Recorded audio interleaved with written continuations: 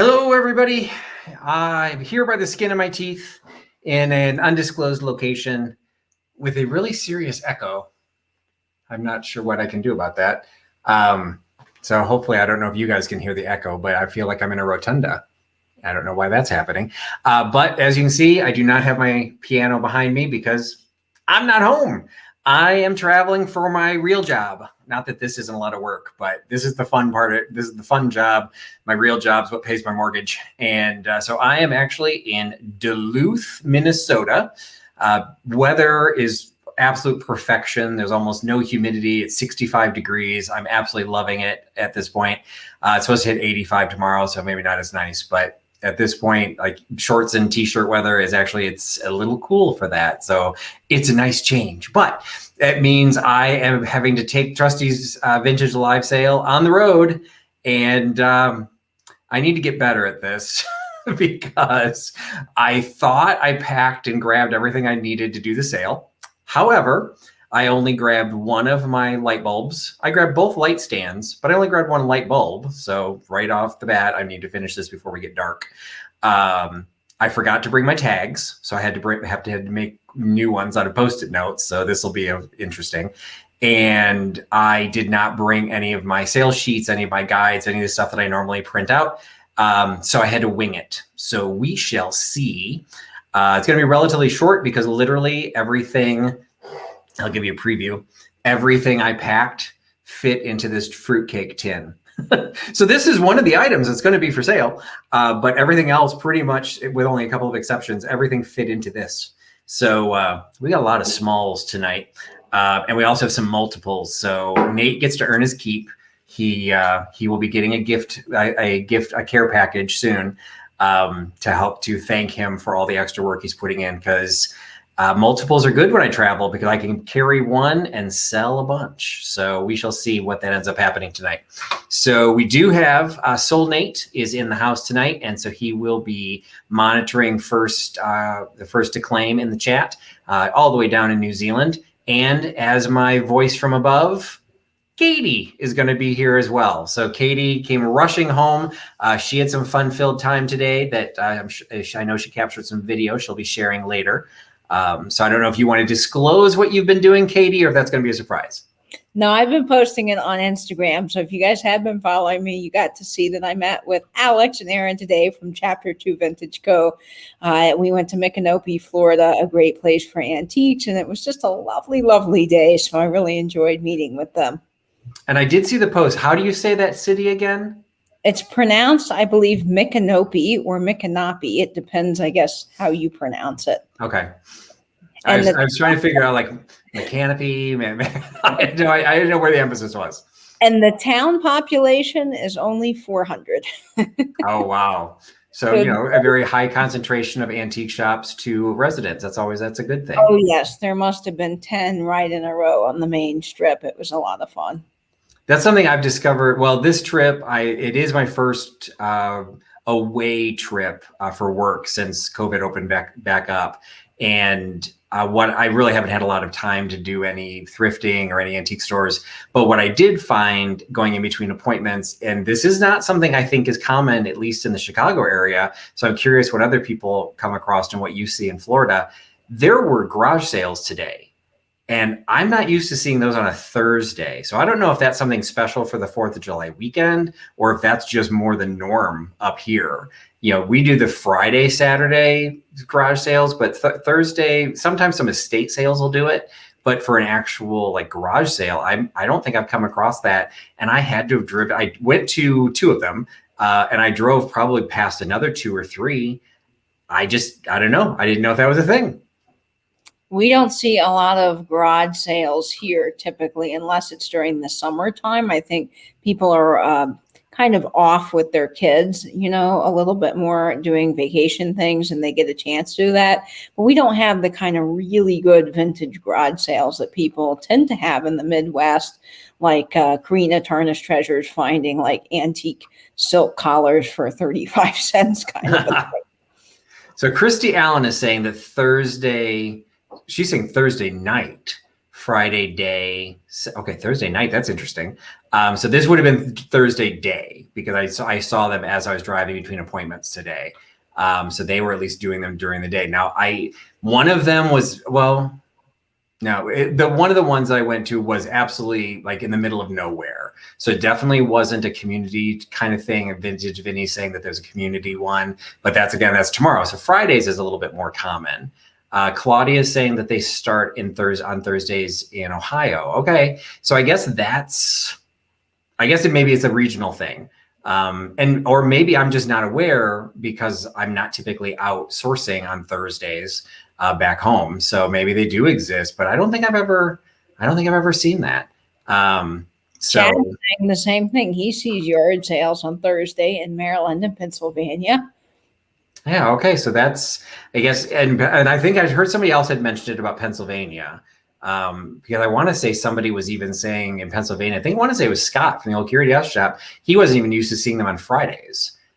So like it was typically just a weekend thing, but we don't tend to have them on Sundays, at least in the Chicago area. They're usually done by Saturday. So in the non-COVID time when they weren't cleaning at Goodwill, Sundays was a good time to go to Goodwill because everyone donated everything that didn't sell on Saturday. So by Sunday it was being set out. So it was always a nice time. Let's do some quick hellos. So we've got Vintage Uprising Texas joining us. Hey, Tammy. And if Dave is in the background, Book Bewitched is joining. So she's saying Eastern Washington. Okay, so they're starting on Saturday or on Thursdays as well. But because you can't they won't do sales on Saturdays. Okay, that's interesting. So I guess it definitely would be a regional thing. So Chad was saying, you said that, so Montgomery County, that's Vinny. Montgomery County is Saturday and Sundays.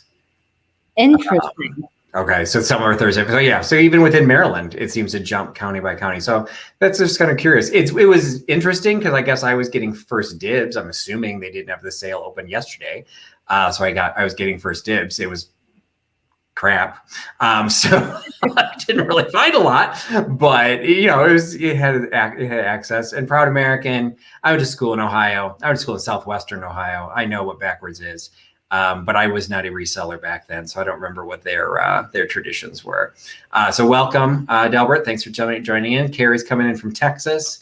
Okay, you're not. See, I would think. Okay, because of the humidity. So I guess because by now it's already really hot.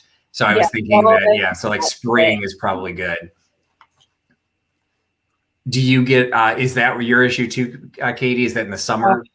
The humidity is just horrible. And it rains this time of year and you think, oh, great, it's going to cool things off. No, it makes the humidity feel like the temperature it was going to be before the rain. So, it was a great day today, but we were out where it was really rainy and really stormy. And it was like, oh, you were just sweating and sweating and sweating.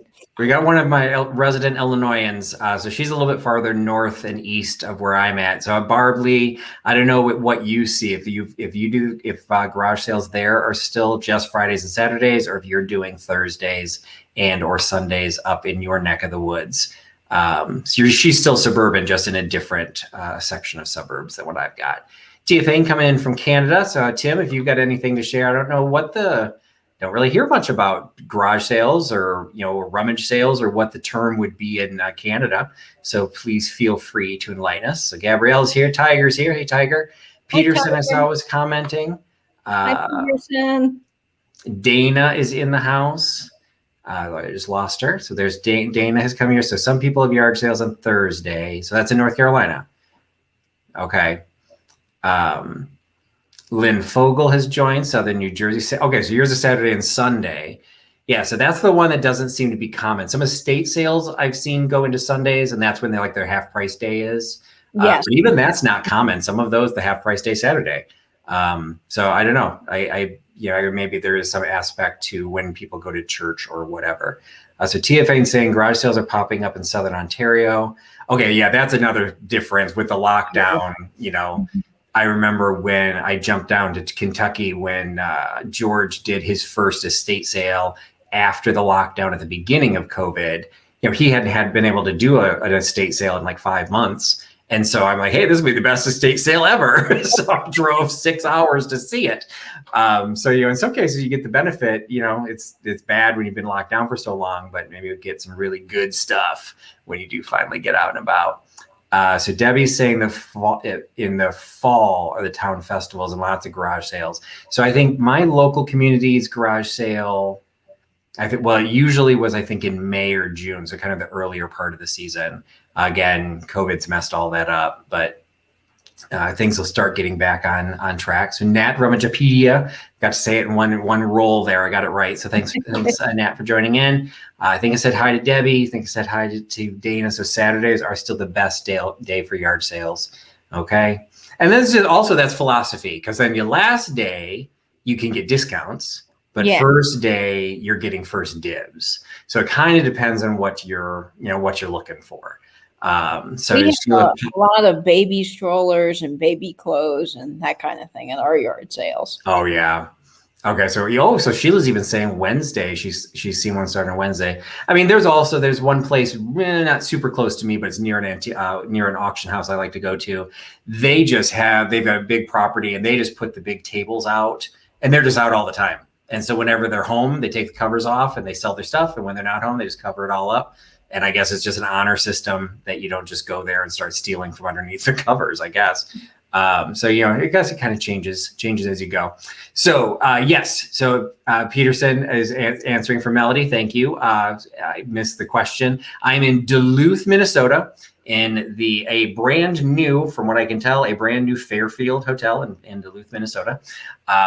So I was upgraded to a suite, one of the benefits of staying at Marriott all the time. I am at the highest level of, basically the highest level you can get. When I stayed at the hotel earlier this week, I got in really late and they're like, well, we're officially sold out. I'm like, yeah, check that reservation again. I'm titanium elite. They're like, okay, yeah, you've got a room. So, their membership has its benefits. That was somebody's advertising campaign. Membership has its benefits. I think it was American Express, but there's benefits to staying at the same hotel multiple times. So we've got Pat Simpson. I haven't seen you in a while. So welcome back, Pat. Catches people on the way home and that just got paid. Oh, that's a good point. It is 65 degrees in Duluth. So it's going to move up to 85 tomorrow. So, so I don't know if it's consistently, and I just got here today. So I don't know if it's been consistently cool, but somebody reached out to me. I think it was Tiafane or somebody else mentioned from Canada that just because you're farther north doesn't necessarily mean you're cooler weather. That in some cases in Ontario, you're getting the same weather as New York. So they can be just as miserable. But, in general, I think the farther north you go, the cooler it gets. And the farther south, like Katie's neighborhood, Katie doesn't get visitors. Katie doesn't get visitors this time of year. Everyone waits till the fall. People want to fly from here when it gets this hot. All right, so I'm going to go ahead and get things started. It is probably going to be a shorter sale tonight, but I do some multiples, so that might keep Nate on his toes. Might take a little bit, so I'm going to send Katie into the cloud, and she will still be the voice of keeping me on track. So, as normal, though, I did remember to bring my maxi pad. Okay, that sounds really weird out of context for anyone new to my channel, but I have a vintage maxi pad. I actually have had hundreds of vintage maxi pads, and these have now become a staple in, okay, maybe that's not a good term to refer to as maxi pad. It has become a standard in my mystery boxes. And so it also becomes a prop. So I remember to sell mystery boxes because I need to have something on the table or remember to sell. So at the start of all my sales, I start selling with a mystery box to thank all you who joined in right on time. The mystery boxes work a little bit differently. If you are new to my channel, the biggest thing you need to remember for my sales is I just don't do auctions. So when I show you an item and I give you the price, that is the price you're going to pay. So this is a first to claim auction or an offer, buy it now. It's not an auction, first to claim. So I will give you the item price and then I will give you the item number. You need to be the first person to enter your number into the chat, not the comments. So if you are not seeing some of those little little pop-ups that I was showing on the screen, you're not in the chat, you're in the comments. And so if you're on a mobile device, you need to use the app. So just keep that in mind. PC, you should be able to see them no problem. And on the app, you should see them no problem. So just keep that in mind. Refresh on occasion. Because that'll help with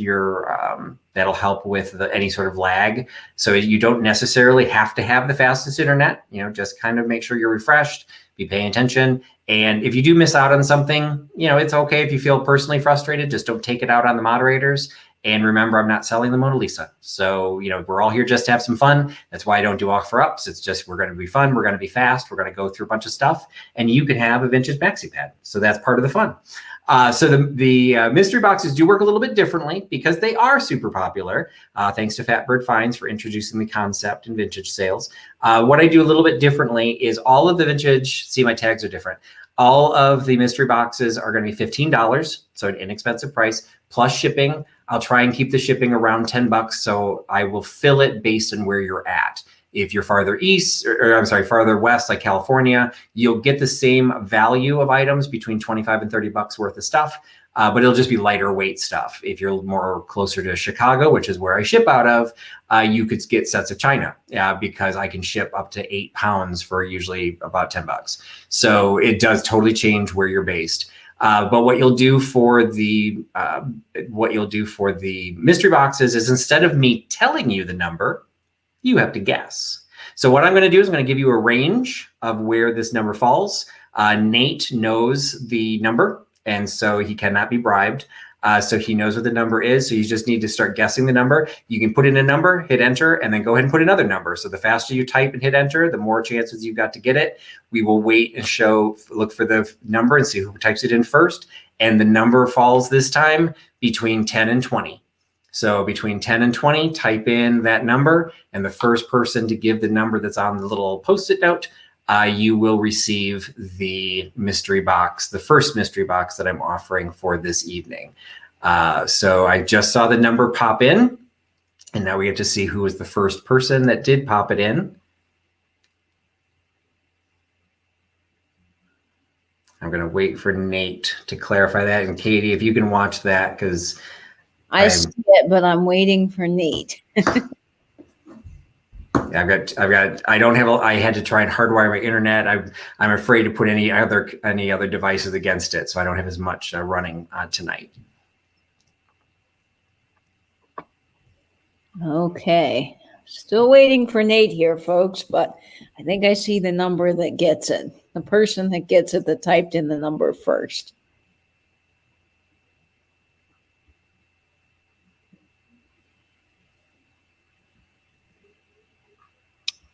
Okay. Did we lose Nate? I think we might have lost Nate. I don't see Nate. Should I just go ahead and call it? Yeah, go ahead and call it. Okay, so the first person that I see with that number is, scrolling back up to the top, just to double check. I have refreshed and I see Claudia Patterson. And that is the first person I saw too, because the number is 13. So congratulations, Claudia. Claudia, number 13 gets the mystery box. And Nate just texted that his internet went down, so hopefully he'll be back soon. Well, congratulations, Claudia. Patrick's mystery boxes are phenomenal. Yeah, what I always like to see, and I will say that I think the second person to type it in was Kim. Kim has already won 2 or 3 from mine of mystery boxes from me. And it warms my heart that she keeps coming back for more. So she must like what she's getting, because again, she is close enough that she's benefiting from, I think her last box was over 10 pounds. So she benefits from proximity. So she got some really good stuff in that last box. Cleared some of my shelves and got her some good stuff. So you will get that as too, Claudia. I don't remember if you purchased from me. I do apologize. So I don't remember where I'll be shipping it to. So just make sure you drop me an email. And this goes for anyone who purchases from me tonight. If you regularly buy from me, it's not that big of a deal. I'll keep track, and don't worry about it. But if it's been a while since you've purchased from me, if you've had any sort of change to your address or any email address or any of that, just make sure you drop a quick email so I can cross-reference it and make sure I get the right information to you. So that is the first mystery box, and I will have other mystery boxes tonight as well. Oh, thank you, Gritty Gret. She also is backing up, saying that I do. I have great mystery boxes. So. So Claudia is also in Ohio. So Claudia, you can also expect some nice heavy stuff. All right. As I said, everything that I'll go ahead and do that next. Almost everything that I packed tonight for tonight's sale, I brought with me in a fruitcake tin. So almost everything fit in this. So I'm going to sell the tin.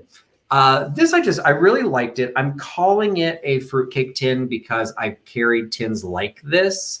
That like of this size and this shape. Now this one doesn't have a handle to it. It just has the lid just kind of, there is like an airtight lid on this. And it's not labeled from a fruitcake company. It's labeled Guildcraft, New York. So if it's not a fruitcake, what do you think, Katie? Is it a fruitcake tin or what do you think what else could this have been? I mean, it probably could have been a biscuit tin or a cookie tin, but it is rather large. So I would definitely think fruitcake. Yeah, it's really high. I did bring my tape measure. Ooh, I remembered something. So it is about like 8¼ inches in diameter and like 3½ of the tin, like 3¾ all the way to the top. So it is a decent size, but it's in my opinion, it's beautifully done. It's got this great repoussé scroll work done, like this little kind of tree design all the way around. You can see the seam, where it was put together. And then that same type of design all the way around the edges of the top, plus a really cool central medallion, going into the middle. So there's no reason this needs to be a fruitcake tin. I just think based on its size, that's what I thought it was. But again, just as Guildcraft New York, I have no idea what it could have, like she said, it could have been for biscuits, cookies, is an American made. So I don't know, that's necessarily biscuits, but what we would call our cookies. And I just think it's gorgeous. It's very lightweight. It'll have to go into one of the larger diameter boxes, size boxes because of its diameter, but it is going to be probably, even with the box, it's probably going to be less than a pound. It might be like right around a pound. So I might have to be a little bit careful, but it's not a lot. So it's probably aluminum. Probably it's lightweight. Aluminum, like if it's tin, it's a very thin tin. The lid though is really nicely done. It's kind of got some thickness to it because it is making an airtight seal with the inside. I don't know its era. I really have no idea how old it is, but I don't think they're making things like this anymore. So fruitcake tin or whatever you want to put in it tin, it is $9, and you can get that by giving me number 5. So $9, number 5 for the scroll work, tree work, fruitcake tin. That is really pretty, and it's a great neutral metal that will just go with anything. Yeah, it's like it looks super ornate, but you could put anything in it. Like you could use it as a sewing box if you wanted to. It's just got a cool patina to it. So I would say it's probably maybe 60s. Like I would think that'd be something that it was definitely used as a gift box. And I see Rebecca Higgins picking up number 5. Congratulations, Rebecca. All right. Thank you, Rebecca, for picking up the tin. All right. So as I mentioned, that was what held most of the rest that I'm going to be showing you tonight. So I was focusing, size matters. So I was focusing on stuff that would fit. And one of the things that I had, and I mentioned this in a sale previously, I had the chance to pick up some pretty impressive ephemera. And so I've got some decent sets of ephemera that I wanted to offer up tonight. And the first one is a set of vintage postcards. So what this one is, these postcards all go together, but they've not been postmarked. So they have some age to them. I will just say the rest of this collection all dated from before, almost all of it was before World War II, based on the graphics of this. And I meant to look, actually, you know what? I did look it up, and I think I forgot my notebook. This was when a postcard was sent for 1 cent. And if memory serves, I don't know if Katie, if you remember this, but I think if memory serves, I think it moved to 2 cents in 1952. So a 1 cent postcard is earlier than 1952. I think it might even be earlier than that. There were a couple of shifts to postcards, but anyway, it does say a line on it, so it definitely helps date that. Yes, the postage. At least we know that it has to be earlier than when it converted to the 2 cent, because they wouldn't say it was only 1 cent if they did that. So a lot of the stuff that I'm going to, even some of the other ones I'll show you, are even earlier than World War I. I don't know when this one falls, but it is a set.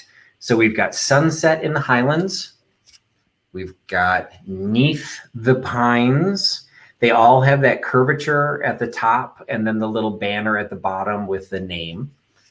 We've got The Old Homestead. We've got A Shady Lane. We have Peaceful Valley. And we have When the Leaves Begin to Turn. They did not go into like huge creativity in naming all of these. But they all, like I said, they're all part of a set. They do say on the side that these were part of series number 65. But I can't figure out who made this, and I can't figure out how many cards would have been part of the set. So I don't know if this set of 6 is the entire series or if there were more of these. But they're not posted. There's no postmark. There's no stamp. You definitely have some vintage postcards.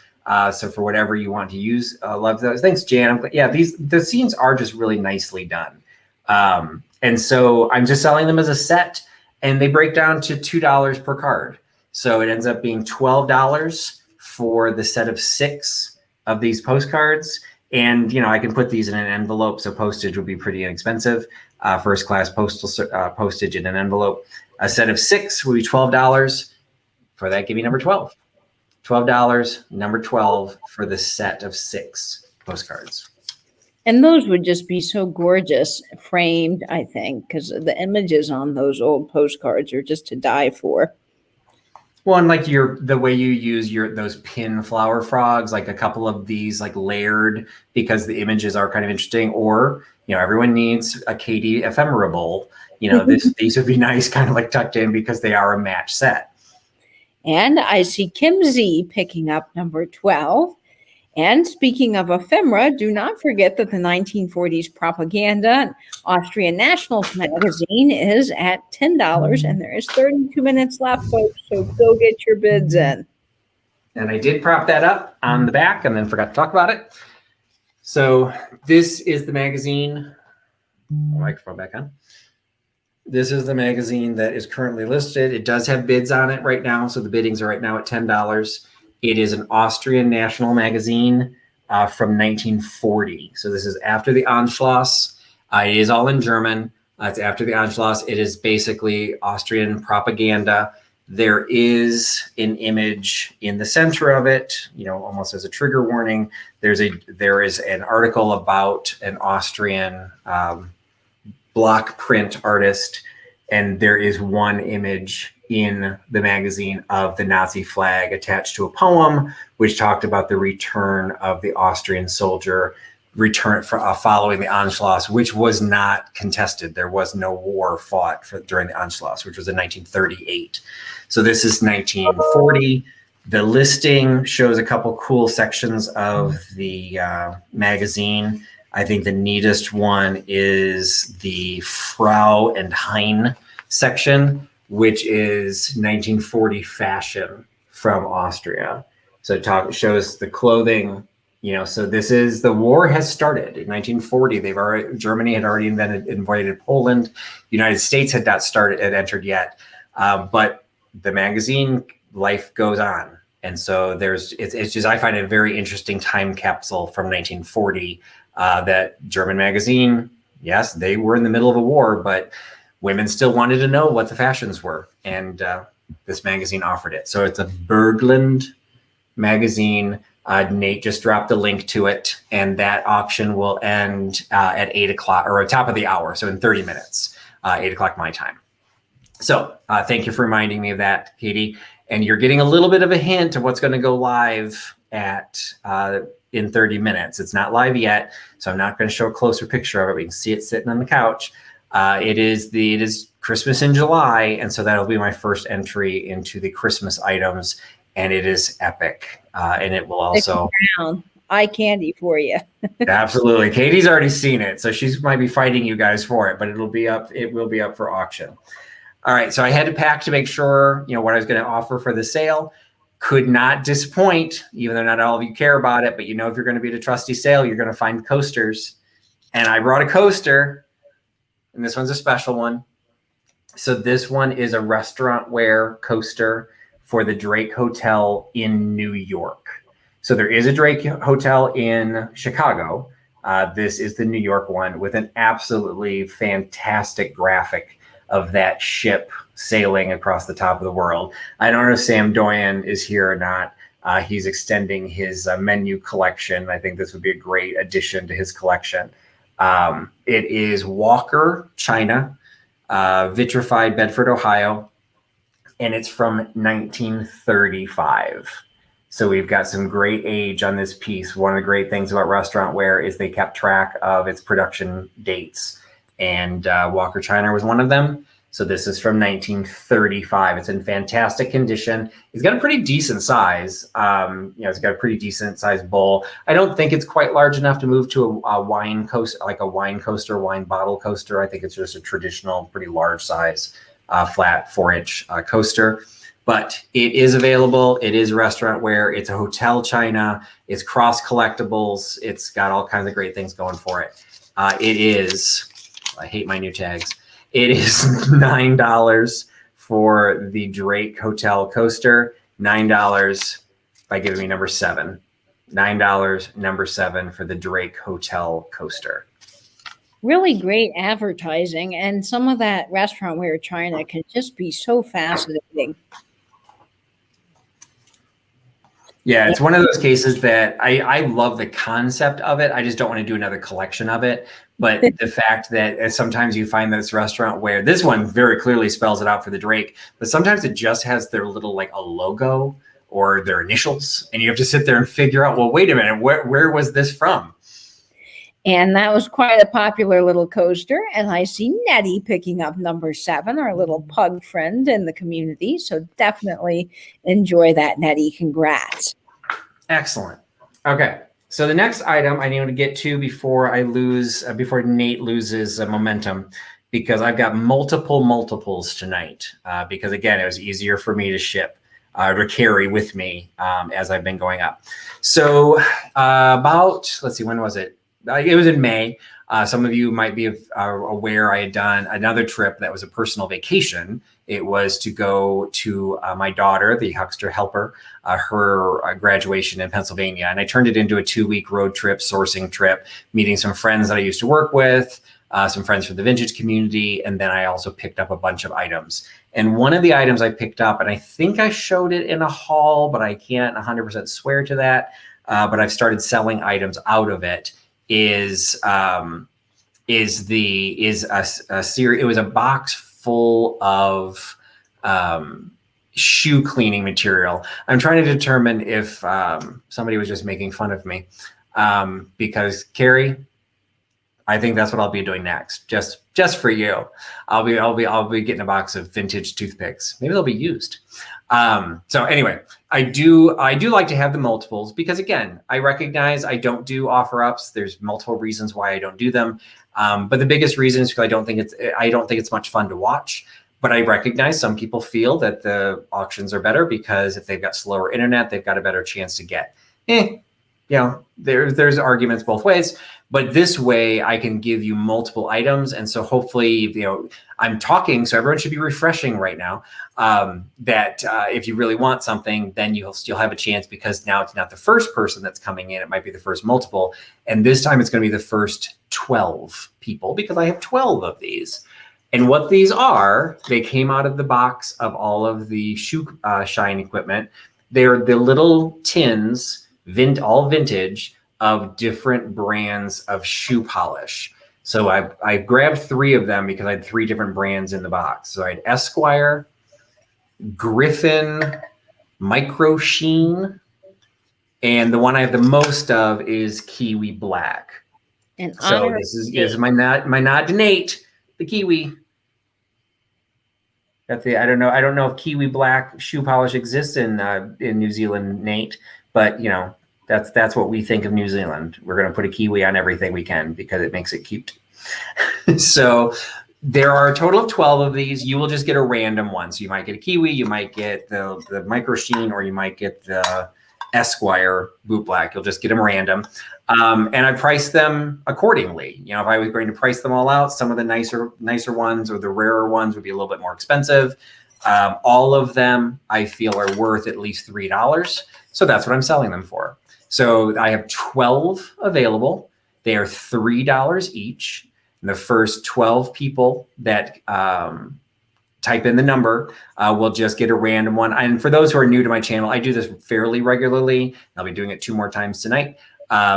This one, I'm equating them all. And so you'll just get one of them. Others, sometimes they're literally identical.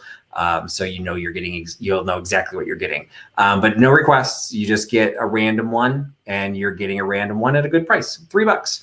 And if you want it, be one of the first 12 people to offer me number one, $3 to get one of the little vintage tins of shoe polish.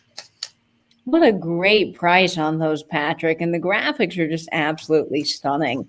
I have the Griffin 10, but I have the ABC Black version of that versus just the Griffin. And I think that is cool. I like the red with that. Really great 10s. Yeah, I like it. It's like the black. It's got the color is black, but then the tin is kind of like a reddish, almost like a luster red.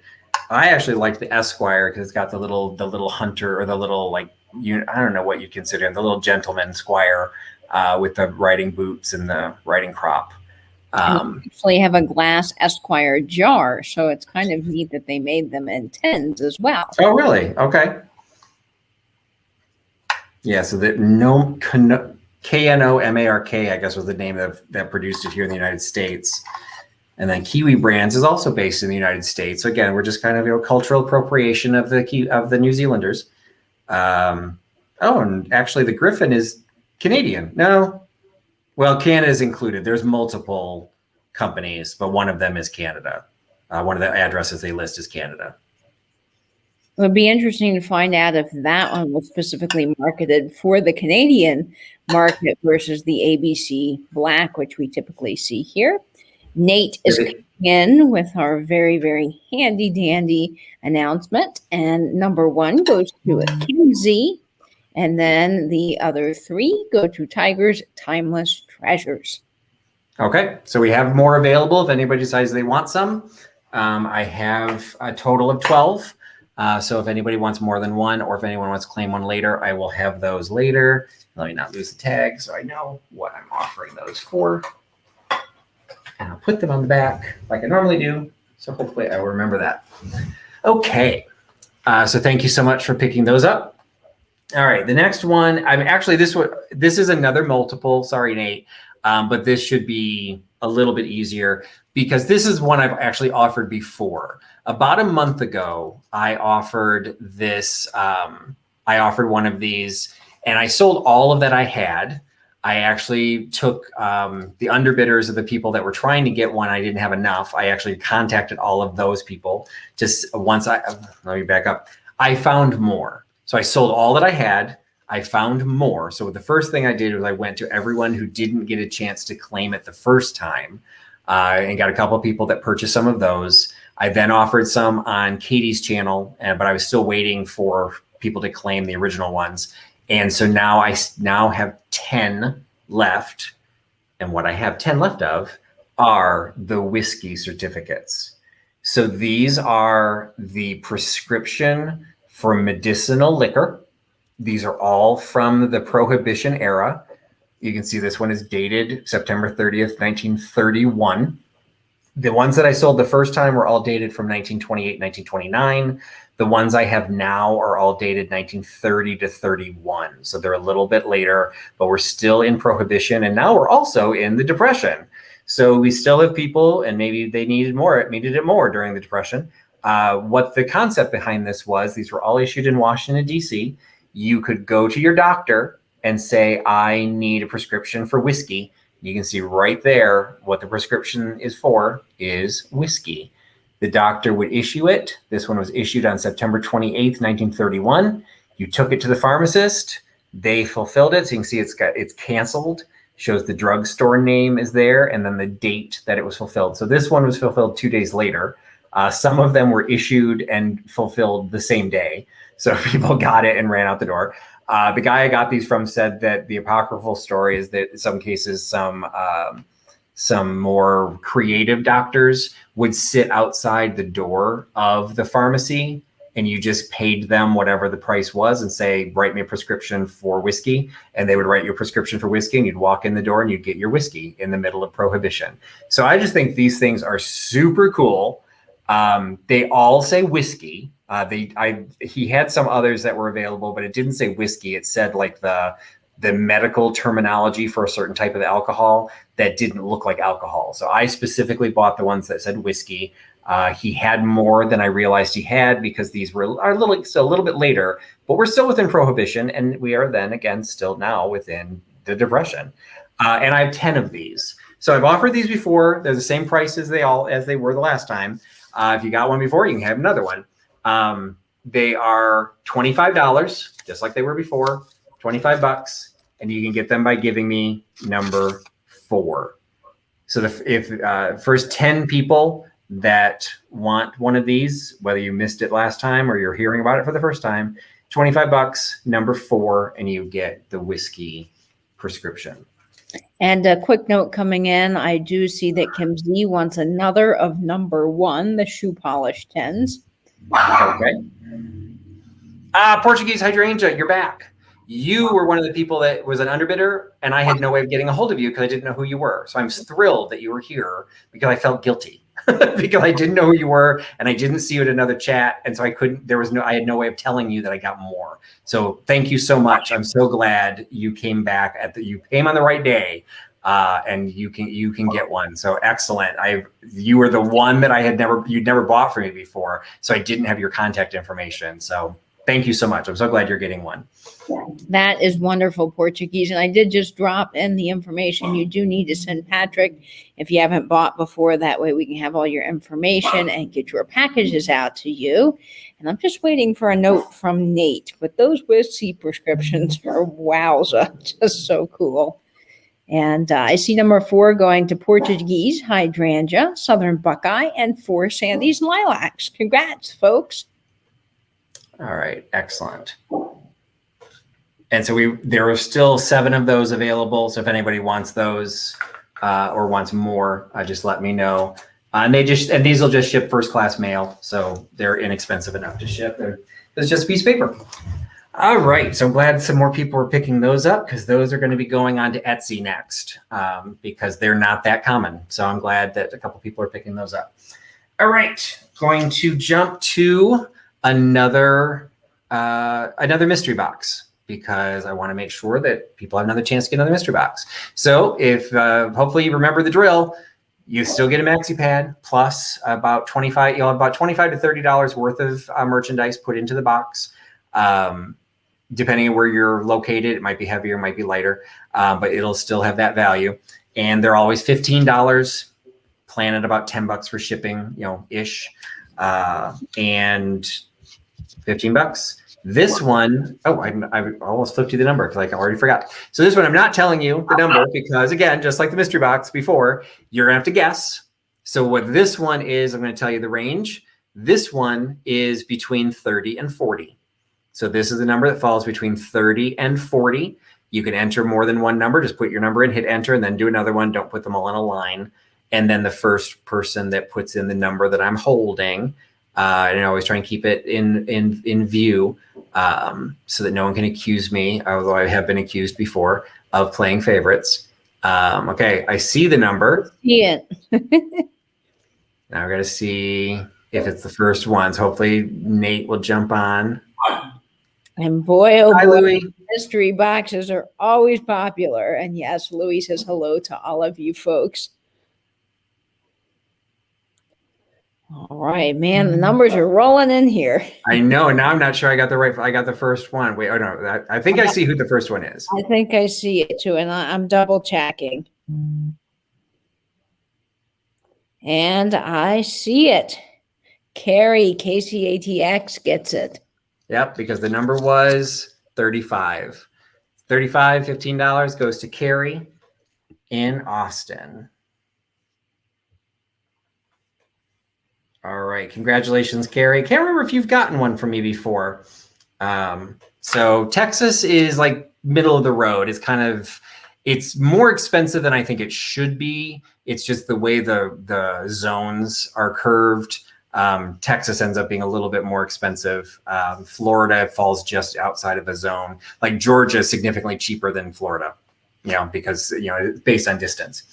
All right, so that one is going to Carrie. So thank you so much. So the next one, again, picking something small that I could easily pack. I don't carry jewelry often, but Katie's been trying to educate me, and I just did a deep dive with Holly from Suffragette City Vintage. She's trying to educate me. And this was one that I picked up. Unfortunately, it's not marked, but it is a weeping gold pattern. So it's one of those cases that this was something I recognized because I collect gold encrusted porcelain, and the weeping gold is one of those areas. It's not my personal area to collect, but it's very similar to what I do collect. So I come across it a lot because of the terms that I am searching for. But this has that kind of the brushed with the flashy gold on the front. It does have a clear stone on the side. It is designed this way because that's where the bar is. So it would basically go that way. I guess you could do it vertically, but with the way the bar is held, I guess that's the way it was held. Unfortunately, it's not signed. It does have all gold on the back. And this is something that Katie was trying to teach me. The way the stone is set matters. So this one doesn't appear to have the prongs. It appears to be set in a backing. So is there a term for that, Katie? I believe that's glued in. So it's just glued in? That's my best guess on that. Yeah, because it's not prong set, which I know is one of the things that you look for. So anyway, I just thought this was really beautiful. What would you think based on the shape and then the fact that it's kind of got that weeping gold pattern? What era would you put this into? To me, that looks very 1950s, 60s, a little bit brutalist in design, almost the way the ends are done. Just really. My guess was 50s.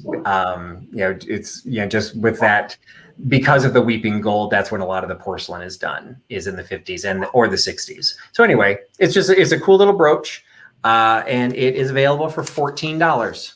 So $14 for the little weeping gold tone. It's not gold tone brooch. $14 by giving me number 10. $14, number 10 for the weeping gold brooch. And the pin back does extend a little bit farther past the clasp, so I do think that gives it some age. Oh, that's right. There is some meaning behind that as well. See if I can hold it in a way. There you go. You can see it kind of sticks out a little bit. Holding against my dark shirt, which this was the other thing I forgot to bring, was a crazy shirt to wear because that's somehow become my weird trend. So I had to buy a shirt. I've got weird ass palm trees on my shirt. And people are loving it. They think you need a tropical drink. I should. What I have is my gigantic Wendy's cup from my dinner. You always travel high quality travel here when you travel for work. And Wendy's was my dinner. Number 10 goes to Nat Rumalochopedia. Did I get it all in one go? Kind of, maybe. Congrats, Nat. Thank you, Nat. All right. Next item. This was a lot that I had picked up in an estate sale. And it's a case where I really wasn't sure what the best thing to do with it was, because it was basically somebody's collection. And I do feel bad breaking up a collection, but as a reseller, it wasn't practical to keep it as a collection because the collection was themed on what it was, which was bears. So this woman collected bear stuff, and it was all across the board. It was metal, it was porcelain, it was paper, it was fabric, it was a salt and pepper shaker, it was a wall plaque, it was art, it was a rug. It was just everything. And so it just wasn't practical to keep it together. So I am splitting up the collection. That's what's going to happen. And this is one of the first lots that I'm offering from it. And it is the pair of salt and pepper shakers. Now, what I found interesting about these is they definitely have some age to them. One of them still has the original cork. The other one does not. They are cast metal, which I don't come across very often. I don't know if you've ever, do you collect salt and pepper shakers, Katie? I don't, and I don't see the cast metal ones very often here. No, because I would think that the salt would like mess with it. I would think that it would make them corrode. So there's a little bit of like discoloration there on the bottom of this one where the cork should be. I don't know if that means this was the salt, but I don't think it was used because, and it is the one that only has one hole in the top. This one has two. So this probably was the salt. So maybe they had the wherewithal to take the salt out of it so it didn't corrode the inside. But like, you're not looking at the inside, you're looking at the outside, and they are adorable. They're wondering if they're pewter. To be perfectly honest, I'm not sure I would know. Is there a test or something? I don't think I have a magnet with me. I mean, I'm looking around a hotel room like there's going to be a magnet. So I don't think I've got anything that's magnetic. I didn't think they were pewter, to be perfectly honest, but maybe they are. Like, they'd probably be worth more if they were. So I'm selling them as if they are not pewter, because just from the feel. What's that, Katie? And Nancy's saying that her great aunt's collection had cast metal, and they are really old, like 1920s. That was the impression I got, was that these are pretty old. It's just one of those cases that, some people like salt and pepper shakers. I personally have tried to sell them through live sales, through my Etsy shop, through eBay. It's one of those that, like, what a lot of people like are the kitsch. And so they don't necessarily get into the antique ones. So I picked these up because I basically bought the entire Smalls lot of bears. So just, be on the heads up. If people get mystery boxes, you're going to get some random bear probably in your mystery box. But I am pulling out some individual items that I thought were worth selling. But they're not marked. I can't tell you who made them. I don't think they were like super high quality at the time they were made, because you can really see the seams. So I don't know if these would have been tourist pieces, but they don't have a name or anything on them. I just don't think they're like super, super high quality, which is the other reason I don't think they're pewter. But again, they could be.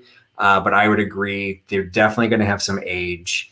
And so, yeah, Teddy Roosevelt was the teddy bear, but these fall more in the, like, this to me is like Pacific Northwest, or, right. Like this is a real bear. Like this is what I should look out my window and see here in Minnesota. So anyway, they're cute. They're bears. I thought it was appropriate since I was going to Minnesota. But I don't know a lot about them, and I don't even know what their material is. So at this point, I'm just selling them as a pair of cute salt and pepper shakers that I agree probably have some age, but they are a pair of salt and pepper shakers for $8. $8 for the little bears by giving me number 11. $8, number 11. Yes, Duluth is where I'll see a bear, Peterson. Like even the little shade that they've got, like the sunshade, has trees on it. Like, they just want you to know you're in Minnesota. Don't think you're in Florida, because they've got the trees. No bears though. And I see Tammy Renee Walker picking up those adorable little salt and pepper shakers. Congratulations, Tammy. Thank you, Tammy, for picking those up. All right, 6 minutes for the auction. So again, the auction will end in 6 minutes for the Bergland magazine, the German language Austrian interwar magazine from 1940 with Austrian propaganda and the Nazi flag. Okay, the next item is something I have actually carried once before. And it was super cool because it was something that I went through with my daughter. She helped me translate them, and I learned a little bit of history. I have more than what I'm going to offer in the sale tonight, but the other ones I want to do a little bit more research on because they're not quite the same. So I'm kind of going to show a little bit of a range. I'm giving you a little bit of a taste of what is coming up. There will be more of these either in a live sale or they might go onto my Etsy store. But what they are is German inflation currency. And the idea behind the inflation currency is after World War I, the Weimar Republic ran the country of Germany, and they started running into a problem with their currency and with inflation. Right after the war, basically what they were running into was some of the municipalities literally didn't have any cash. They just didn't have any financial backing for the cash that was available. So they started producing their own currency called Notgeld. You can see that in the upper part of it. So Notgeld means it's literally not gold. It's not backed by anything. It still was worth 5 Pfennig, but the currency itself was not something that the city could afford to give you cash equivalency to. So this effectively became little individual promissory notes. And you can see there's a date on there, 1922. So it was issued in 1920. That's the date on the end. And then the expiration date was 1922. So this is not valid currency anymore because you had to turn this in by 1922. But the idea was you could get this from a bank and it would be accepted as currency in stores, but it wasn't something you could leave the country to offer because it wasn't backed by anything outside of the country.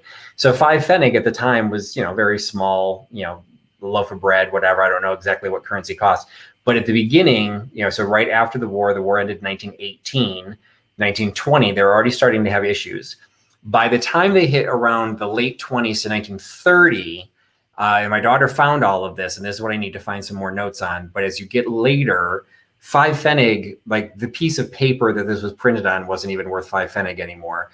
You ended up literally having notes that were worth 1 million marks or 500 million marks. They reached a point in early 30s or late 20s where a loaf of bread was like 1 million marks. Like it just became insane. And so some of the currency, it was called hyperinflation currency. So this is inflation currency that started right after the war. And then it's the later you get, but the ones I like, the art behind these ones that have the earlier dates. So it's not as financially not as high, but there's just some really cool. So I've got 3 different types that I'm selling at 3 different prices, and they're all very simply structured. This one has text on one side and art on the back side.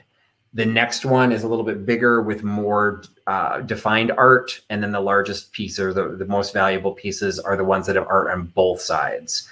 So this is the smallest one. It is actually physically the smallest one too, but this is the one that only has some drawing on one side of it. So this style I am selling for $5. So this little 5 Pfennig piece, it's very easy. I can shove it into a little note card and send it to you through the mail.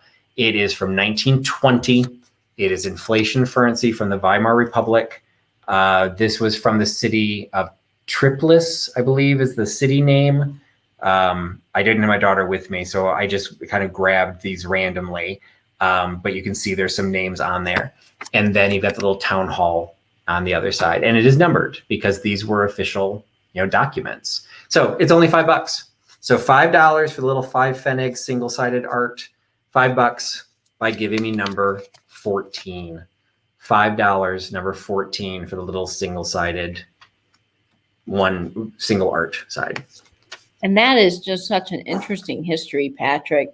I see Tiger saying that he still has one of those from his aunt, and that it was worth more by the time of printing and lost value before the ink was dry. And I had no idea this existed. Like the last one I had, I came across by accident. It was, can't remember. It was still the dated, like it was like around 1920.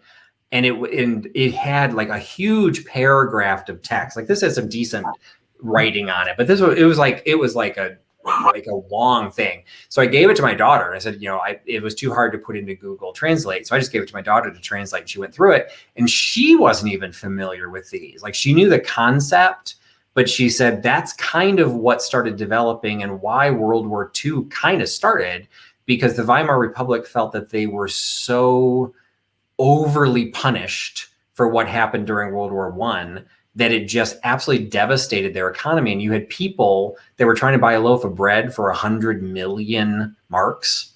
Like that's insane. Like how could anyone make? So they just started printing money left and right. So the currency had no value whatsoever. And what was happening in the rest of the world in 1929? Well, America went into a depression. So now you've just totally screwed up currency worldwide.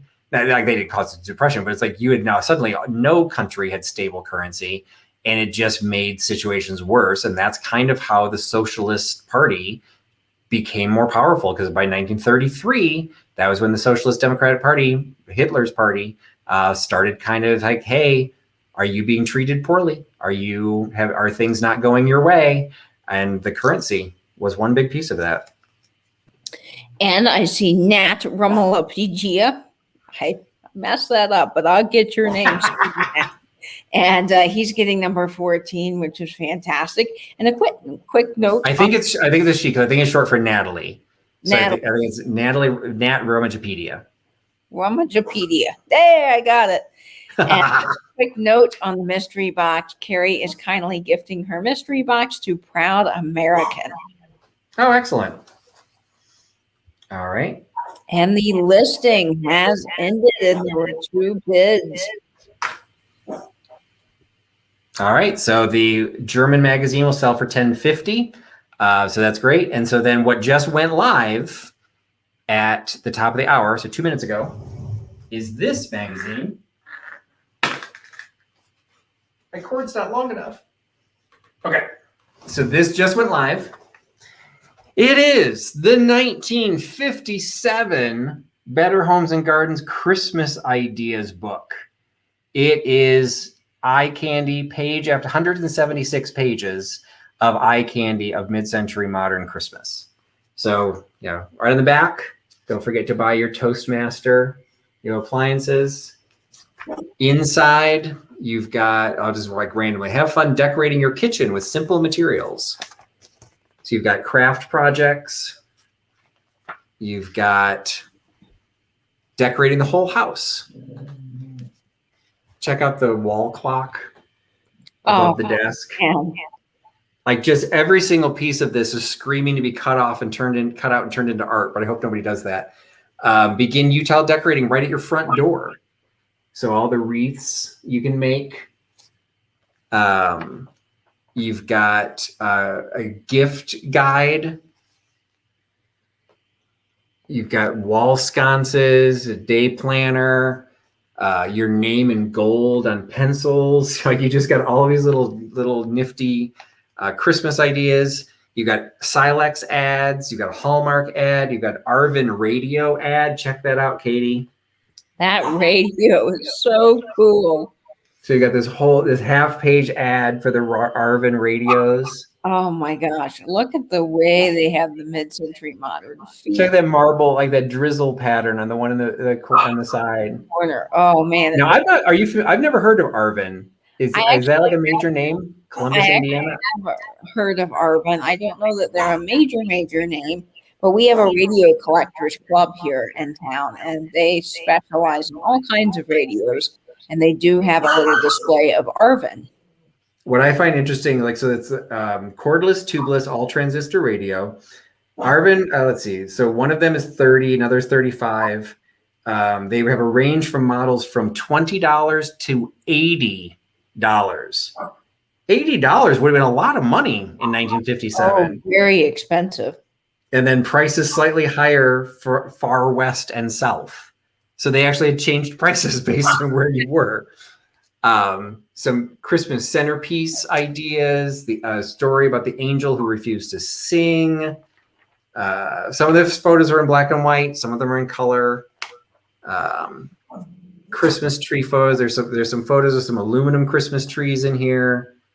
Outdoor decorating for the community hall when you have to take, your potluck to the bigger, to bigger things. Sorry, Grandma to 11. Louie wanted to say hi.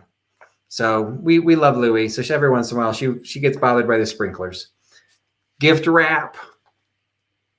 Got some great gift wrap going on. It's just a great little magazine. Some table setting. Check out some mid-century modern china. Check out this centerpiece. Yes, absolutely, Jan. It is a trip down nostalgia lane because it is 100% jam-packed with all Christmas mid-century modern. So there's just some fabulous stuff in here. So this is currently on the eBay auction right now. So this is what just went live 6 minutes ago. It will end next week. Now, I will give a little bit of a warning. Next week is going to be different. I'm not even sure what I'm going to do next week, because I'm going to be literally on stage at the time of my next live sale. So I probably will not be having a live sale. So I might do it as a premiere. I might do something along the lines of what Nesting Haven does, and just ask Katie or Nate to monitor the sale through that, and hop on when I can. But literally at the time my sale normally starts is when the curtain goes up on the performance. So we'll not have a normal sale the next 2 weeks. So this will end in the middle of next week's sale, but I'm not going to be able to do as much announcements on it. So just be aware of that. But it is up and running. I will be doing some Christmas in July stuff throughout the rest of the month. I might have a full sale for Christmas. I haven't decided yet. But that's my first entry for Christmas in July is the Better Homes and Garden Christmas book.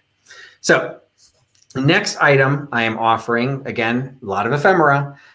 So this was something, again, that was easy to put into the fruitcake tin. This is a postcard from 1909.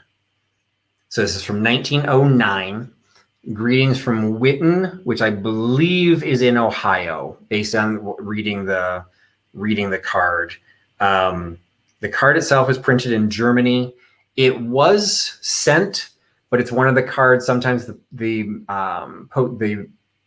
stamp gets removed by stamp collectors, although there is no cancellation mark. So it's dated, and it was sent, and clearly by penmanship and everything else, it's dated right there as 1909.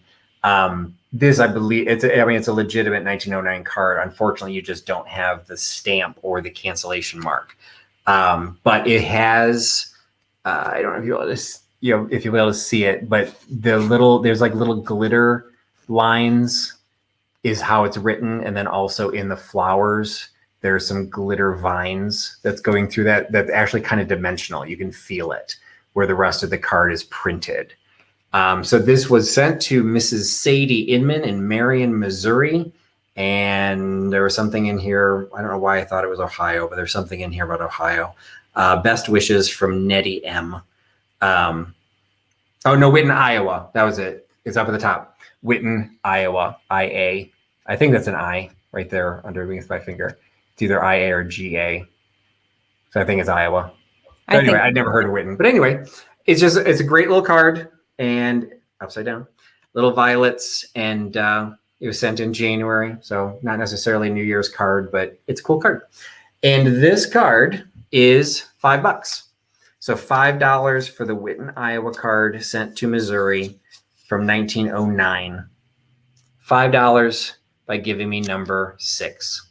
$5, number 6 for the vintage violets Christmas card or postcard.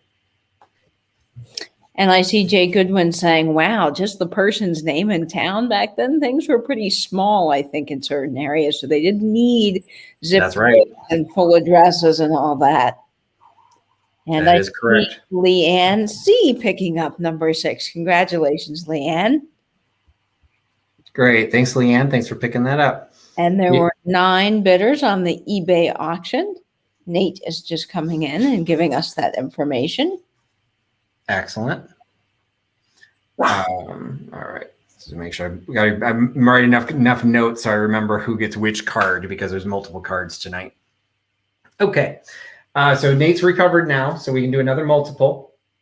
So this is another $3 lot, and this is a pack of trading stamps, and it's a book. So these are the top value trading stamp saver books. They all are filled in to some extent. They all have some cards filled in to some extent, but what is not filled in has some amazing graphics. So you've got the little illustration of the little dude carrying all the Zenith and Philco and Silex, all the electronics boxes. You've got the little elephant for the top value stamps, another elephant. This one, you've got the little lady grocer. So some of them will be more filled in than others. But if you have less filled in, you end up with more art. If you get more filled in, you'll have more with the little stamps. And so every book, you get one set of books and you get 5 pages of stamps. So if you're doing junk journaling, this is the same brand, top value, but they are a different style than what these are. These are a little bit wider. So I don't know what the difference was between these, but so these were also sets of stamps. So you'll get one book plus 5 little sheets of the stamps. You get all of it for $3. So super simple to ship. Like I said, put it in a number 10 envelope. It'll be super easy with a regular stamp on it. You get the stamp. We have a total of 12. So they're similar to the S&H green stamps. These just were top value. And I don't think I ever figured out where these were issued. I don't think I saw anything. The top value company was based in Dayton, Ohio, but I'm not sure if it was a regional thing or if it was, more widespread. Anyway,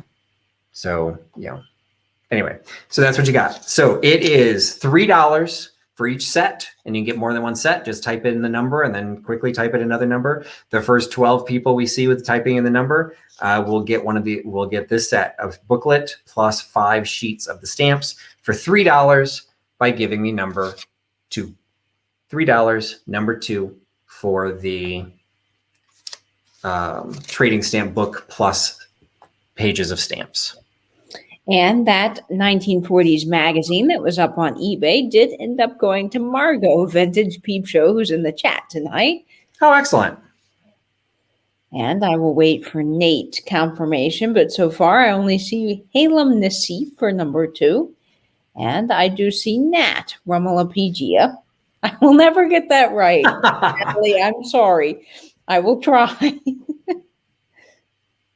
Not a problem. All right. So Natalie and Halem, you're getting those. If anybody else wants them, we still have some of these available. All right. Next, turtle. We got a turtle. Who are my turtle lovers out there? So got this little turtle did kind of fail. The hive mind failed me. This showed up on my Instagram page a while ago, and nobody could really figure out what he was. He's a little metal turtle. He's got some, I don't know if he was, I'm assuming he was colored that way, just kind of a couple little dark spots on his shell. He's got some little eyes painted onto him. He's got an opening where his mouth would be. He appears to be cast because you can see the seam running around where his shell meets his paws. He's got the gap in the middle. So it is metal, only painted on the outside. There is a logo kind of embedded into his bottom, but nobody could figure out what it was. It kind of looks like a bee, and it does say made in England, but nobody could figure out what the bee stood for. And it looks like there's a couple things in the bee. One person thought it was an @ symbol. One thought it might be a copyright symbol, but Google Lens failed me, and no combination of a bee with England, with turtle, with metal turtle, with anything else. Nothing. So what are you trying for Peterson and Natalie? I will keep trying to pronounce Natalie's YouTube name. I will master this, Natalie. I promise. I've still caught people on video they still can't say Trusty Huckster. Heck, I just had a problem just saying it. So I'm not casting stones at anybody. But anyway, so he's just a cute little turtle. They could be Boyd. Nancy saying a Britain's piece. I guess Britain's piece is a brand, or Britain's is a brand. Yeah, I don't know. I'm not familiar with Britain's is that like a metalworking brand? We just never could figure it out. He makes metal figures, but usually metal soldiers. Oh, metal soldiers. Okay, no, I wasn't familiar with that, and that did not come up as a possibility. So again, that is the logo. I just put them right side up. That is the logo, the little B. I don't know if somebody manually darkened that spot or if that was something from when it was made. Like there's just all bits of it where we just never could figure it out, but it is a B. At one point, I thought it might have been a B with an L wrapped around it, but then it kind of just looked like the edges of the B. So I'm just selling him as a cute little metal turtle that clearly has some age to him. Turtles are very popular. He's freaking adorable, however you end up using him. And he's $8. So if he is a Britain's piece, somebody's going to be really happy because just give me number 15 and he is yours. So $8 for the B marked metal toy that I'd say would definitely have some age on him. Maybe he's the Britons and they, drifted into turtles after they were done making their toy soldiers. So he's a cutie. Put him in a little terrarium, a little planter, just kind of sitting along the side. Nice thing about him is you don't have to water or feed him. So he exactly your cast pet. And I see number 15 going for Sandy's Lilacs. And I did do just a quick Google search under the Britain's name. And I did find several Britain's metal turtles. So maybe that's what he is. Okay, awesome. So congratulations, Sandy. That might give you a little bit more to research the name of Britain's, that if you care to know more about him. All right. So as I mentioned, I had more than one piece of inflation currency. So the last one went to Nat. So if you missed out on that one, this is the next one. So this is moving up. It's a little bit larger than the other size, than the other one that we had, and a lot more art attached to this one. So this is saying it's from the magistrate of the Stadt Glagau. So the state of Glagau. So in Germany, it still has the number on there. It also has on the backside more illustration, more art of the city skyline at the time of Glagau in 1920. So again, if you have someone knows German, or if you've got Google Translate, you want to type this all in, it will say specifically that this is being issued in the amount of 5 Pfennig, 5 Pfennig. So it gives the value and then when it is being issued and when you need to turn it in. So this one just has a lot more engraving into the art. So this one is $8. So $8 for the middle size with moderate art. Also inflation currency, again for 5 Pfennig, but this one for the Stadt Glagau. And so it is $8 for this level. $8 for this piece, and it is number 16. $8, number 16 for the Glagau piece. And I love the imagery on the back of that. And of course, the history behind it is spectacular. Well, this one, even just the way they did the amount is just super cool. Like they really took some time. It's kind of like, well, we're not really giving you real cash, so we're going to give you something pretty to look at while you hold on to it until it's worth something. And I see Halem Nassif is picking up number 16. Congrats, Halem. All right. Excellent, Halem. Thank you for picking that one up. All right. I had a couple pieces last week that I sold. This one I had separated out because that was a multiple. I had 2 Hoover pins that matched. So I sold those as, the first 2 people to claim them.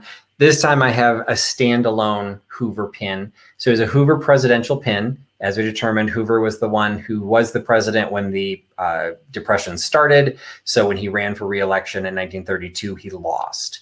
So I do not know if this is from his 1928 election or if this is from his 1932 election. But this one is a slightly larger than the other one, has a slightly more elaborate H and design to it, but either never had color to it or the color has all been lost. So the other one had blue in the background. This one is all just the raw metal.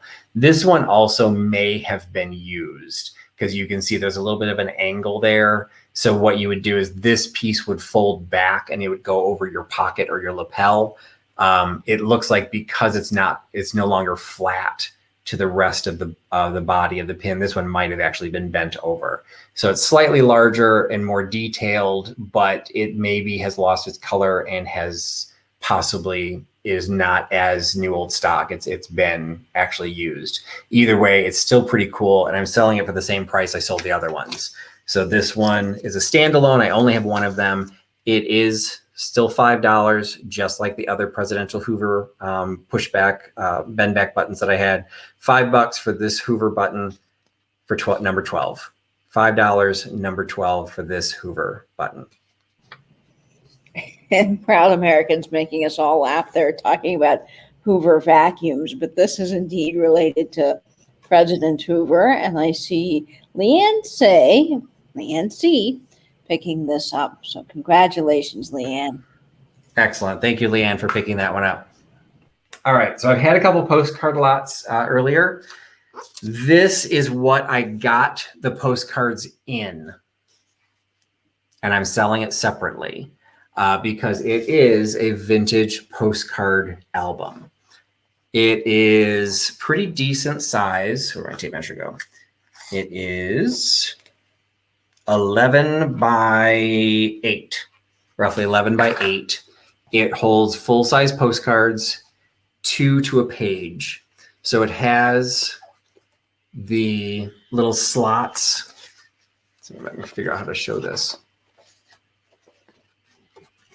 It has the little slots cut into each of the pages in 2 different sizes. So you can hold the slightly smaller postcards or the oversized postcards.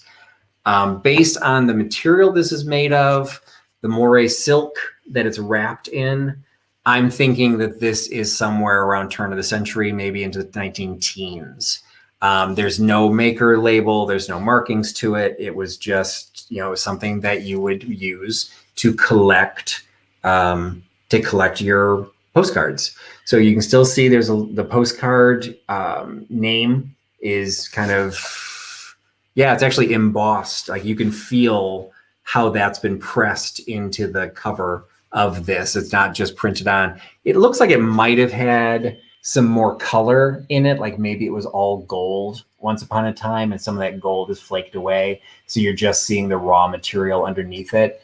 I just think it adds to the kind of coolness factor that, this is not a reproduction piece. This is just super cool. So I think it only says Postcards. And for whatever reason, it's off center. So like you'd think that there might have been something over here. Maybe there was, but I'm not feeling anything missing. It's just like they just put Postcards, like they kind of anchored it over along the spine side. Condition wise, for something that's got this age to it, there's a little bit of wear. There's definitely some dinging that's been going on to the spine. The pages are all still securely in place. They're not falling out. You can see it was stitched. So the stitching is still there. And the pages themselves were used because there were many postcards in here. And some of the pages, unfortunately, have been torn. So there's a handful that are going to have a little bit of tear. But as you got farther back in the book, the back of the book was never used. So those pages are absolutely pristine. So it's just the front part, they've been used, but even most of the used one, other than that one, most of the used ones are still in good shape. So they're still usable. This can be a functional postcard book. So recognizing though it's not in pristine condition, it is a vintage postcard. I would say we're talking antique. This is, I would say, over 100 years old. Moire silk binding, covering the binding. It is $15. So $15 for the postcard book, and you can get it by giving me number 8. $15, number 8 for the postcard case. That is just incredible. I've never seen one like that. Definitely has some age to it for sure. Yeah, I've never seen one in such good condition. I've seen cases like that before, but the pages are all torn out, or they didn't even torn out; they just fell out, or all of the little slits that are supposed to hold the postcard have all been torn because it was being used. And then when somebody went to take the postcards out, they just ripped the page because it's just paper. It's just like a really thin, almost like a construction paper. So yeah, it's in great shape for what it is. Not perfect shape, but I just think that adds to its coolness. It does. And Forest Handy's Lilacs is the lucky winner on the cool postcard piece. Okay. Congratulations, Sandy. Thanks for picking that up. All right. A little more ephemera. This is just one of those little oddball things that I just thought was kind of cool that I'd never seen before. And I always love picking up stuff that I've never seen before and then offering it for sale to you guys. I've had a couple items from this lot. There were some memorandum books and there were recipes and things written into it. This one is a catalog of fine memorial goods from Wendell and Company, the largest memorial house on earth. So we're in Leipzig, Ohio. So, okay, proud American. Okay, Kim. I went to school in Ohio and I've never heard of Leipzig. So I don't know where this is. But this is, keep this catalog. If you are not interested, please hand to some bereaved friend. Because, when someone dies, you certainly want someone to hand you a catalog that gives you options for your tombstones. So we've got how they're selling cabinet memorial cards. Dear friend, today your vision may be blighted with a gloom of sorrow, and every sound that strikes your ear may have its cadence of despair. For without the presence of the one who has gone away, the world indeed seems empty and cheerless to you. Wow, we need some tips on marketing from these people. So read here what our patrons say. There's testimonials. Like, okay, so you're now grieving and you're going to read testimonials. So these are selling... I said they're selling tombstones. I guess these are tombstones, I think. But this one, okay, so they're selling a little bit of both. So what they're selling is the little bereavement cards. So you could purchase the little like memorial cards. This one is style number 1, 4 1/4 by 6.5 inches. So, you're talking about like a little cabinet card, maybe had either with or without photograph before or after they died. I'm not really sure. Price for one card is 90 cents, 2 for $1.50, 40 for $9, and 50 for $9.90. So I don't know what that compares to. So this was in, what year are we? I thought I found a year at one point, and now of course I can't find it. But I think we're in the turn of the last century, like around the 1900s. So I don't know what inflation has done, but 1924. So it was in 1924 was that they were established in 1898, but this is from 1924. So from 1924 to now, I don't know what $10 is worth, but that's what 50 of those little memorial cards would have cost you. And then, so you got in memoriam cards. I guess they're all cards. I thought some of these looked like, I thought that was a tombstone, but I guess that's a card too. So you've got another in loving memory. This one, I guess, if the husband and wife die at the same time, you get a 2-for-1 deal. So you can have a card with both of their names on it. That was number 22. Golden Gates Memorial.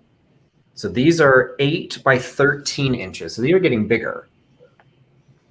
And so yes, beautiful art. Card would be very costly then. So the art on these is just phenomenal, in this little tiny catalog. So this one, so the 8 by 13 price with photograph, if you buy one, it was $1.40. If you buy 6 or more, they were $1.10 each. So I don't know, again, what that would boil down to. And then you had your choice of which verse you wanted to put on the individual card. So it was like a mix and match. And I agree, Nat. They're kind of creepy. but they're creepy in an absolutely fabulous way. Because you've got just some beautiful art. And then the idea, okay, I'm a huckster. The idea that someone would have to go to a grieving family and say, here, buy this. I want your money. That whole industry I find troublesome. So here's where it started, 1920. I didn't start it, but in the 1920s, here's your nice little example. So you've got this little catalog from H.F. Wendell and Company in Leipzig, Ohio.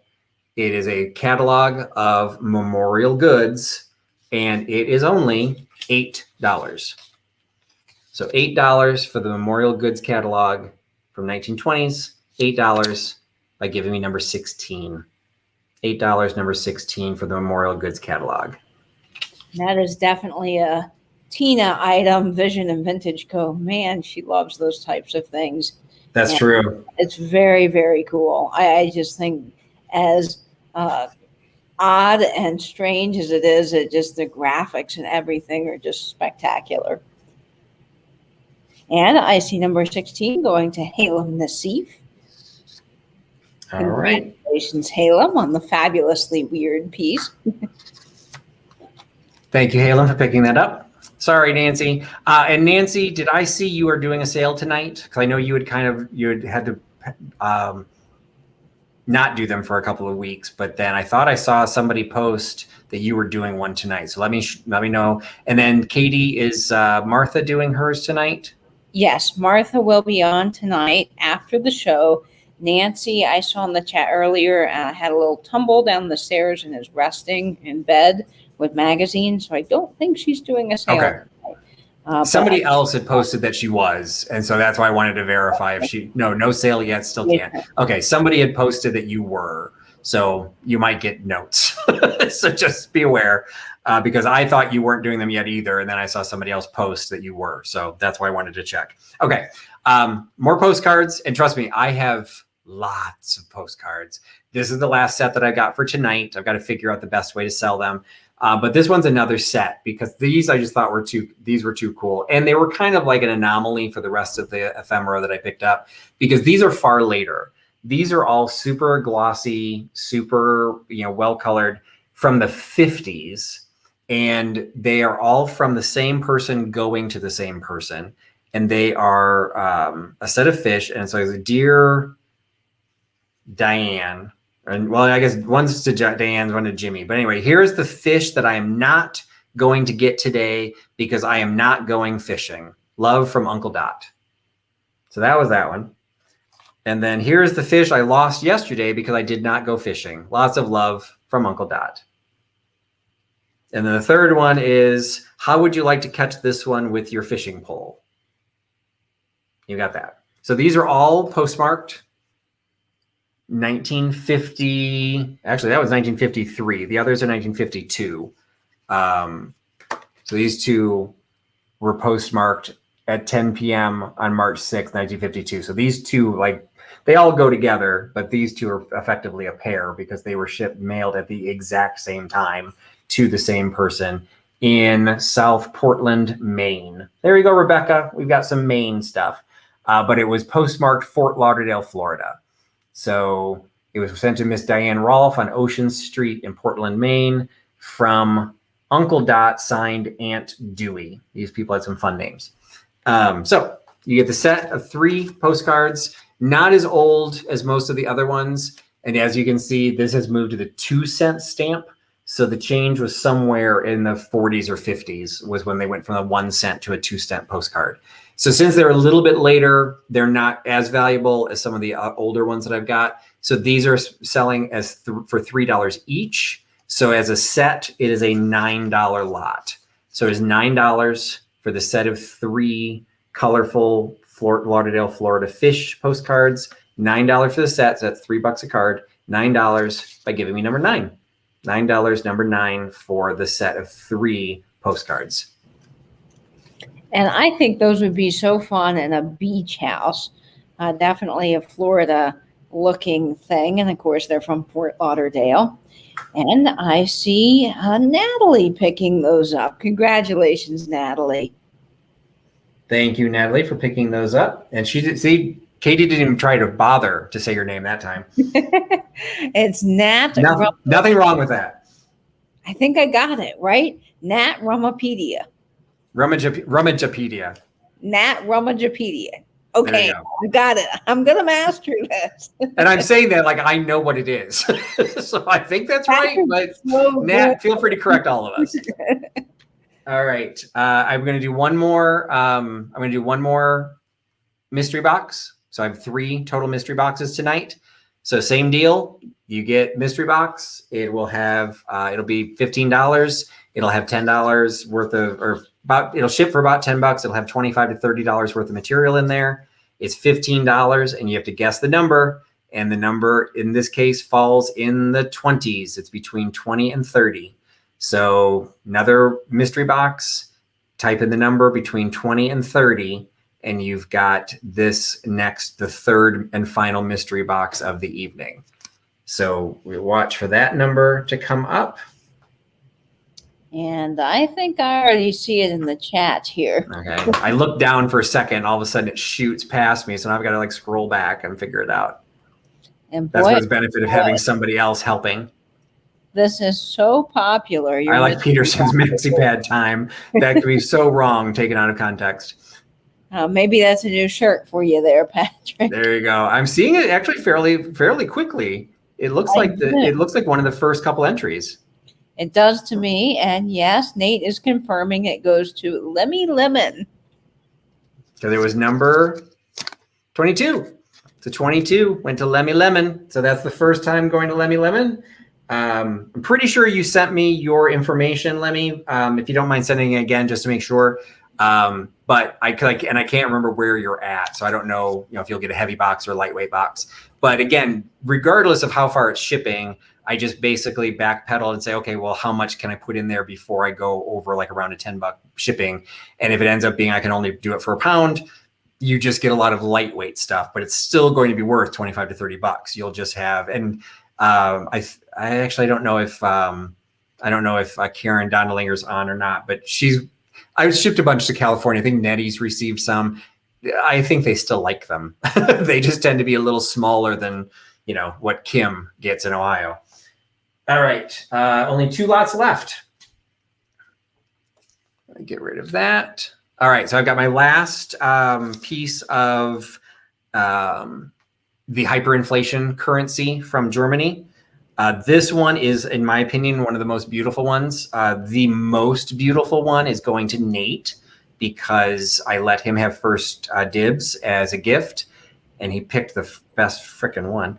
But anyway, he deserves it because he busts his butt for me. But he got a really cool one. But I like this one a lot too because this one is now up at the third tier of the ones that I'm selling. So this one is going to be $10 because this has the graphics on both sides. So this goes back to saying it's not Gelt, is right there on the top. This is Stadt, so the state of Montabaur. I did not look that one up. I don't know where Montabaur is located, but I think that's what that says. Sometimes that script is hard to read, but I want to say that's a T. Maybe it's an F, Montabaur. But this one, again, is issued in December of 1920. It's signed. It has the cupids and the artwork, all of this on the front, but on the back, this needs to be framed. You've got basically the Tudor style German stucco and timber framed building, Bavarian. So I'm assuming that wherever that is, Montabaur is probably in southeast or south Germany. Where that architecture is more common, the thatched roof. It's got the number on it. This one happens to be 10 Pfennig. I don't think the value particularly matters, but this one is $10 because it has extensive engraving and art on both sides. So this is the third piece. I would have another 10 to 20 pieces that I will eventually sell. Some may go onto Etsy because I think they're more valuable, but these I wanted to give because they're cool. And I think that I wanted to offer them at a good price. because they're just kind of a little cool piece of frameable ephemera. If you've got, a Katie ephemera bowl, this would just be a conversation piece, or just put this in its own little pin type flower frog and everyone's gonna be like, what the heck is that? So you've got the 10 Pfennig double-sided double art. It is $10. So $10 for that one, and that one you get by giving me number 18. $10, number 18 for the German architecture. And the graphics on that, again, they really are begging to be framed. Just stunning. Amazing that these things survive as long as they do, especially from 1920. Yep. And I'm waiting for Nate's confirmation here, but I do believe that, yes, I see Christina Taylor in Canada picking that up. Congrats, Christina. Awesome. Thank you, Christina, for picking that up. All right. My last item is another piece of ephemera. And this one, but this is a little bit different. This one is a children's book. So this is a large format children's book. So I'm not going to be able to fold it. So just keep this in mind. It's very lightweight, but it is almost 13 inches tall and almost 10 inches across. So it's fairly large. I'm going to have to put this in a bigger piece and put some cardboard behind it so it doesn't fold. It still should be under a pound, so it should still go first class mail. But just be aware this is large. So this won't go just in like a simple little envelope. It is Kitty Does Too, a Just Like You book by Vivian. And it is copyright. I thought I had it. Okay, wait a minute. 19 Roman numerals, 1946. Sorry, you may want to check my math, but I'm pretty sure that's 1946. MCM XL, so that's 40, VI is 6, so 1946. So this is from the Southfield Publishing Company in Akron, Ohio, 1946. There are a couple of condition issues on this. You've got a little bit of a tear here at the spine on the back. You've got a little bit of a tear near the cat's tail, but you've got these large scale format art. So you've got that on the outside, and then the storyline, every page, and the cover has a little bit of a tear to it, so it's down the seam, but every page is a full, and again, this is like basically 8 by 10 would be each of these, if not slightly larger. You've got all of this great art. So you've got, oh, our baby drinks all his milk. And then, as the theme of the book says, and Kitty does too. So then you've got little half-page art, showing the cat doing the same thing. So this, because of some of the condition issues with the spine, this really is screaming to be saved by making art, framed art out of this. The centerfold, which has a weird connotations in a children's book, but the one where you could take an entire page together is this one.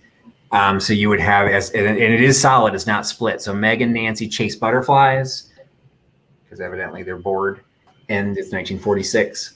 And Kitty does too. And then you've got all the little kitties down at the bottom. So, for everyone who thinks I'm obnoxious doing everything for the dachshunds, here's your kitty book. And the artwork, just every single page, is fantastic and worthy of saving and either keeping it in its entirety or framing up either the individual pages or the pairs of pages. And kind of Matt is asking if you can ship this media mail. Probably, but it's so lightweight. I don't think media mail would actually save you much money. Media mail is going up by 12%. Media mail works really well if I'm going to send you textbooks, because a 10 pounds worth of textbooks would cost you like $20, but media mail would cost like $4. This will probably ship for under $6 typically, no matter where I'm shipping it, because it's first class. Media mail would probably be $2. You might be better off with first, but if you want media, yes, it can go media mail. I just don't think the difference in price is going to justify the delay. Media mail could take you a month. First class could take you a month too lately, but in general, first class might be better off. But yes, it can go media mail. I just typically don't even offer it when it's this lightweight, but if you want it, I'm more than happy to do so. So it is beautiful art. Unfortunately, it needs to be saved. And that's my favorite thing to do, is find stuff like this and get it in the hands of the right people who will give it another home. If I had not saved this, it would not have survived. It probably would have ended up in the garbage. So I'm hoping somebody likes it enough. I do believe if it doesn't sell, this is something I'm unfortunately probably going to cut apart and sell via Etsy as art. So I'm hoping you want to give it a home for $8 by giving me number 17. $8, number 17 for the Kitty Does Too, Just Like You book. Those graphics, again, they really pull you in, and they are so cute. And I think you really just don't see art like that around here. No, and I think if you had a kid's room, that would just be so lovely. And that was quite a popular little piece there. I knew it would be. Those kitties are darling. And I see Jenny X coming in with number 17. Congrats. Oh, hey, Jenny, haven't seen you in a while. Welcome back. Thank you for picking that up. I'm glad that somebody was going to give that a good home. So I'm sure you will give it a good home. So thank you, Jenny, for picking that up. And thanks for all the people that were trying to grab that. Excellent. Okay, so that was everything that I had. I wanted to make sure, and I did. I wanted to make sure I finished before Martha starts her sale in 15 minutes. So I will show the stuff that didn't sell. The only stuff that didn't sell were the things I had multiples of. So I will highlight those for anyone who came late and might want to see those. Or if you've bought something else and you want to tuck one of these in, pretty much everything would probably add to your box without adding any weight. So it'd be, your shipping's practically free. But if you don't want to stay for that, I want to make sure I get my thank yous out first.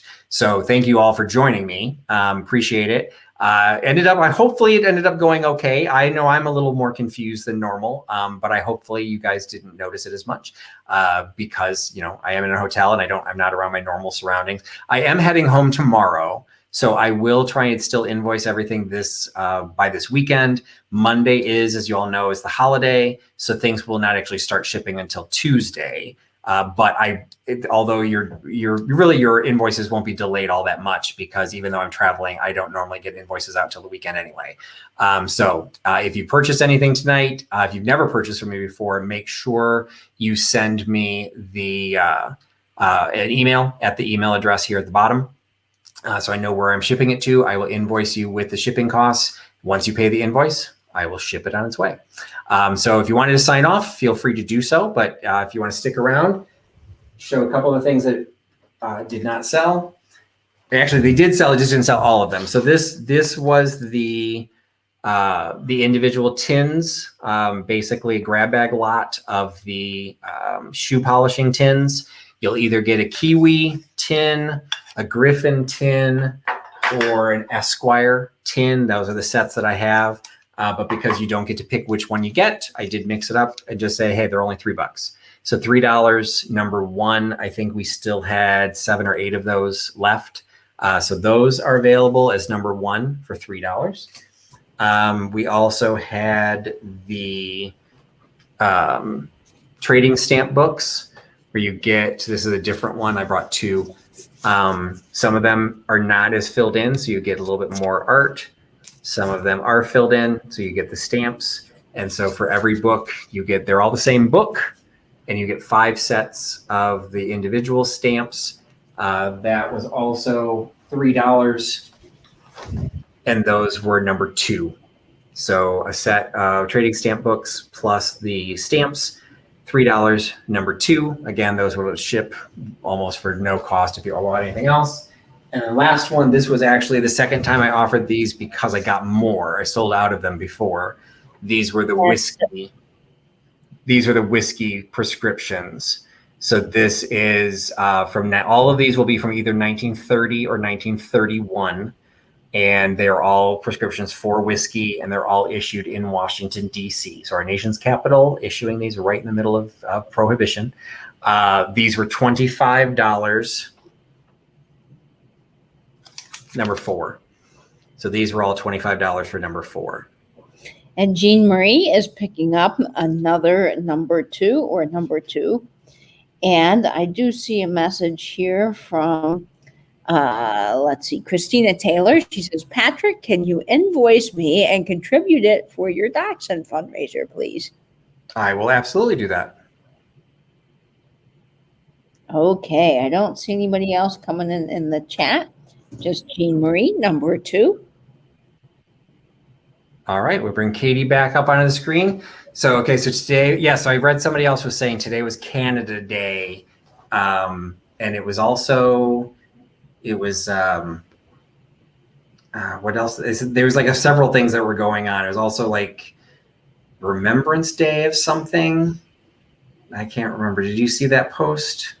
I didn't. I did see that it was Canada Day, but I'm a little bit behind on the other things. Yeah, because you were out and about today. For those that signed in late, why don't you say what you were up to today?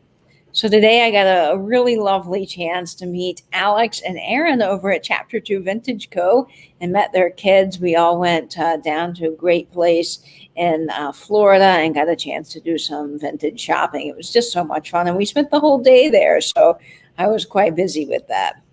She just called it Truth and Reconciliation Canada Day. So I guess it's all the same thing. But I knew there was another term, but I guess it's the same thing. So it's Canada Day, but it's Truth and Reconciliation Canada Day. So I don't know what they're reconciling. So apologize. And Michelle Emancipation 300 is saying it's also Princess Diana's 60th birthday.